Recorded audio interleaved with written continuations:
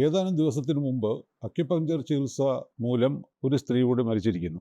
ഇതുവരെ കേരളത്തിൽ ഒരു വർഷത്തിനകത്ത് 6 പേര് അക്യുപങ്ചർ ചികിത്സ മൂലം മരിച്ചിട്ടുണ്ട്. അത് എല്ലാവരും സ്ത്രീകളും ആ, പ്രായം കുറഞ്ഞ കുട്ടികളുമാണ്. നവജാത ശിശുക്കളോ അല്ലെങ്കിൽ 1 വയസ്സുള്ള കുട്ടിയോ. അങ്ങനെയാണ് 6 മരണങ്ങൾ ഉണ്ടായിരിക്കുന്നത്. ഇത് വലിയൊരു ആ, ദുഃഖകരമായിട്ടുള്ള ഒരവസ്ഥയാണ്. ഏറ്റവും അവസാനത്തെ മരണം നടന്നിരിക്കുന്നത് സ്തനാർബുദം ബാധിച്ച ഒരു സ്ത്രീയുടെയാണ്. അവർക്ക് സ്തനാർബുദം ബാധിക്കുകയും അവരുടെ സ്തനത്തിൽ ചെറിയൊരു കല്ലിപ്പ് കാണുകയും ചെയ്തപ്പോൾ അവർ നേരെ ആൾക്കാരുടെ പറച്ചിൽ കേട്ടിട്ട് അക്യുപങ്ചർ ചികിത്സയ്ക്ക് വിധേയമായി.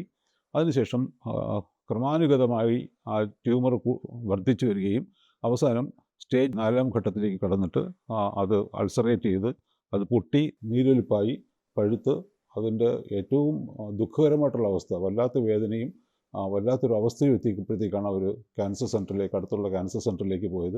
അവിടെ വെച്ച് ഡോക്ടർമാർ പറഞ്ഞു ഇത് വളരെ താമസിച്ചു പോയി, 4-ാം ഘട്ടത്തിൽ എത്തിക്കഴിഞ്ഞു എന്ന് പറയുകയും പിന്നെ അവർക്ക് ചികിത്സ കൊടുക്കുകയും ചെയ്തു. പക്ഷേ എന്നാൽ ചികിത്സിച്ച് മാറ്റാൻ പറ്റുന്ന ഒരവസ്ഥയിലായിരുന്നില്ല. അവർ ദുഃഖകരം എന്ന് പറയട്ടെ, അവർ ഏതാനും ദിവസത്തിന് മുമ്പ് മരണപ്പെട്ടു പോയി. നമ്മൾ മനസ്സിലാക്കേണ്ടത് സ്തനാർബുദം ഏറെക്കുറെ ചികിത്സിച്ച് മാറ്റാൻ പറ്റുന്ന ഒരു രോഗമാണ്. 1-ാം ഘട്ടത്തിലെത്തുന്ന എല്ലാവർക്കും തന്നെ 99% പേർക്കും സുഖകരമായിട്ട് ജീവിക്കാൻ പറ്റുന്ന ഒരു രോഗമാണ്. അതിങ്ങനെ അക്യുപങ്ചർ മാതിരിയുള്ള നിയമവിരുദ്ധവും നൈതികതാ വിരുദ്ധവുമായിട്ടുള്ള ചികിത്സകൾ ചെയ്തിട്ട് നമ്മുടെ ജീവിതം അങ്ങനെ കളയാൻ പാടുള്ളതല്ല എന്ന് പറയട്ടെ. പൊതുവേ ഒരു ധാരണയുണ്ട് അക്യുപങ്ചർ എന്ന് പറയുന്നത് വളരെ നല്ലതും ഫലപ്രദവുമായിട്ടുള്ള ചികിത്സാ രീതിയാണ് എന്ന് പറയപ്പെടുന്നുണ്ട്. ഒരുപാട് പേരുടെ വിശ്വാസം അങ്ങനെയുണ്ട്.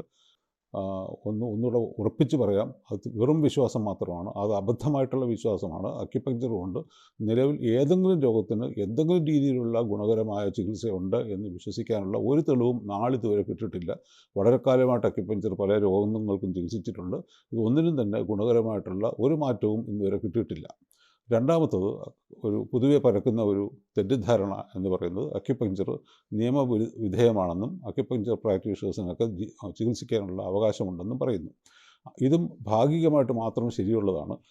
കേന്ദ്ര സർക്കാർ അക്യുപങ്ചർ ചികിത്സ ലൈസൻസ് ഉള്ളവർക്ക് ചികിത്സിക്കാനായിട്ടുള്ള അനുവാദം കൊടുത്തിട്ടുണ്ട്. അതായത് മെഡിക്കൽ ചികിത്സയിലെ രജിസ്ട്രേഷനുള്ള ആൾക്കാർ, അതും ആധുനിക വൈദ്യശാസ്ത്രത്തിലോ ആയുഷിലോ രജിസ്ട്രേഷൻ നിലവിലുണ്ടെങ്കിൽ അവർക്ക് അവരുടെ ചികിത്സയുടെ ഭാഗമായിട്ട് ഒരു ചികിത്സ മറ്റ് ചികിത്സയോടൊപ്പം ചെയ്യാൻ പറ്റുന്ന ഒരു ചികിത്സ മാത്രമാണ് അക്യുപങ്ചർ. അല്ലാതെ അതൊരു സ്വതന്ത്ര ചികിത്സയായിട്ടില്ല ഇതുവരെ. കാരണം സ്വതന്ത്ര ചികിത്സയാകണമെങ്കിൽ ഒന്ന് രജിസ്ട്രേഷൻ വേണം, രണ്ടാമതായിട്ട് അപ്രോപ്രിയറ്റ് ക്വാളിഫിക്കേഷൻ, അതിന് ഉതകുന്ന വിദ്യാഭ്യാസ യോഗ്യത ഉണ്ടാവണം. അതിന് ഉതകുന്ന വിദ്യാഭ്യാസ യോഗ്യത കേന്ദ്ര സർക്കാർ ഇതുവരെ തീരുമാനിച്ചിട്ടില്ല. തീരുമാനിച്ചേക്കാനുള്ള നിയമങ്ങളുണ്ടായിട്ടുണ്ട്. ആ നിയമം ഇനിയും കൃത്യമായിട്ട് അത് സൃഷ്ടിച്ച് വരേണ്ട സമയം ആകുന്നതേ ഉള്ളൂ. അതായത് നിയമം എന്ന് പറയുന്നത് 3600 മണിക്കൂറിൽ കൂടുതൽ ട്രെയിനിങ്ങുള്ള പരിശീലനം നടത്തുന്ന 3 വർഷം മുതൽ 6 വർഷം വരെയുള്ള പരിശീലനം സിദ്ധിച്ച ആൾക്കാർക്ക് മാത്രമേ ലൈസൻസ് കൊടുക്കാൻ പാടുള്ളൂ എന്ന് 2021 അലൈഡ് ഹെൽത്ത് സയൻസിലെ നിയമത്തിന് വ്യവസ്ഥയുണ്ട്. അതിലേക്ക് 2024 സെപ്റ്റംബറിൽ അക്യുപങ്ചറിനെ കൂടെ അതിനകത്ത് ചേർത്തിട്ടുണ്ട്. അതിൻ്റെ അർത്ഥം അവരുടെ പുതിയ നിയമം ഉണ്ടാകുകയും പുതിയ കോഴ്സുകൾ ഉണ്ടാകുകയും യൂണിവേഴ്സിറ്റികൾ ഈ കോഴ്സുകൾ നടത്തുകയും ചെയ്യുന്ന സമയത്ത് ആ മുറയ്ക്ക് അക്യുപങ്ചർ ചികിത്സ നിയമവിധേയമാകും. അതുവരെ അക്യുപങ്ചർ ചെയ്യുന്നത് രജിസ്ട്രേഷൻ ഇല്ലാത്ത ആര് ചെയ്താലും നിയമവിരുദ്ധമാണ്, തെറ്റാണ്, അത് ക്രിമിനൽ ഒഫൻസാണ്. അതാണ് ഇന്നത്തെ രീതി. ഇപ്പോൾ നിലവിൽ അക്യുപങ്ചർ പ്രാക്ടീസ് ചെയ്യുന്ന ആൾക്കാരെല്ലാവരും തന്നെ ഏതെങ്കിലുമൊക്കെ നിയമവിരുദ്ധമായിട്ടുള്ള സംഘടനകൾ നൽകുന്ന സർട്ടിഫിക്കറ്റുമായിട്ടാണ് ചികിത്സിക്കുന്നത്. അവർക്ക് ഈ സംഘടനകൾക്ക് സർട്ടിഫിക്കറ്റ് കൊടുക്കാൻ പോലും അവകാശമില്ല. അതായത് ഒരു വിദ്യാഭ്യാസ യോഗ്യത സർട്ടിഫൈ ചെയ്യാനുള്ള അധികാരമില്ലാത്ത, അതായത് സ്റ്റാറ്റ്യൂട്ടറി ആയിട്ടുള്ള അധികാരമില്ലാത്ത ഏജൻസികളാണ് ഈ വിദ്യാഭ്യാസ യോഗ്യത സർട്ടിഫൈ ചെയ്തേക്കുന്നത്. അതിലൊരു സ്ഥാപനം എന്ന് പറയുന്നത് BSS എന്ന് പറയുന്ന ഒരു സംഘടനയാണ്. BSS എന്ന് പറയുന്നത് പണ്ട് കാലത്ത് പ്ലാനിംഗ് കമ്മീഷൻ തുടങ്ങിയതാണെങ്കിലും ഇപ്പോൾ അത് അവർ പൂർണ്ണമായിട്ടും ഒരു സ്വകാര്യ സംഘടനയാണ്. അവർ കൊടുക്കുന്ന ഒരു ലൈസൻസാണ് പറയുന്നത്. ആ ലൈസൻസ് തന്നെ സ്റ്റാറ്റ്യൂട്ടറി പവർ ഇല്ലാത്തതാണ്. സ്റ്റാറ്റ്യൂട്ടറി ആയിട്ടുള്ള യാതൊരു ഒരു അംഗീകാരവും അതിനില്ല. അപ്പോൾ അതുകൊണ്ട് ഈ കൊണ്ടു നടക്കുന്ന 6 മാസത്തെയും 3 ആഴ്ചത്തെയൊക്കെ ലൈസൻസ് കൊണ്ട് അവർക്ക് സ്വയം ചികിത്സിക്കാമെന്നല്ലാതെ വേറൊരാളിനെ ചികിത്സിക്കാനായിട്ട് പറ്റത്തില്ല. മാത്രമല്ല 2018 സുപ്രീം കോടതി വിധി ആർക്കൊക്കെ ചികിത്സിക്കാം എന്നുള്ളതിനെക്കുറിച്ച് ഏറെക്കുറെ ഒരു ധാരണ നമുക്ക് തന്നിട്ടുണ്ട്. അതനുസരിച്ച് അംഗീകരിക്കപ്പെട്ട വിദ്യാഭ്യാസ യോഗ്യതയും രജിസ്ട്രേഷൻ ഉള്ളവർക്ക് മാത്രമേ ചികിത്സിക്കാൻ പാടുള്ളൂ എന്ന് പറയുന്നുണ്ട്.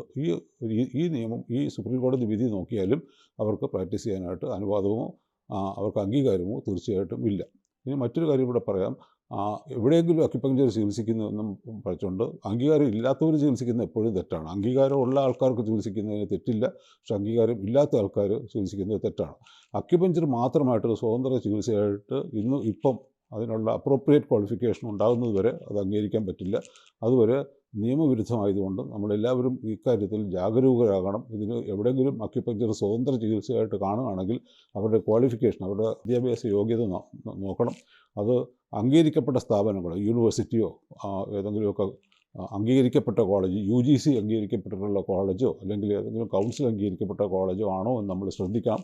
ആ രീതിയിൽ പൊതുജനങ്ങൾ ഇവർക്കെതിരായിട്ടൊരു പ്രതിരോധം സൃഷ്ടിക്കേണ്ട ഒരു ആവശ്യം ഇപ്പോൾ വന്നിരിക്കുകയാണ്.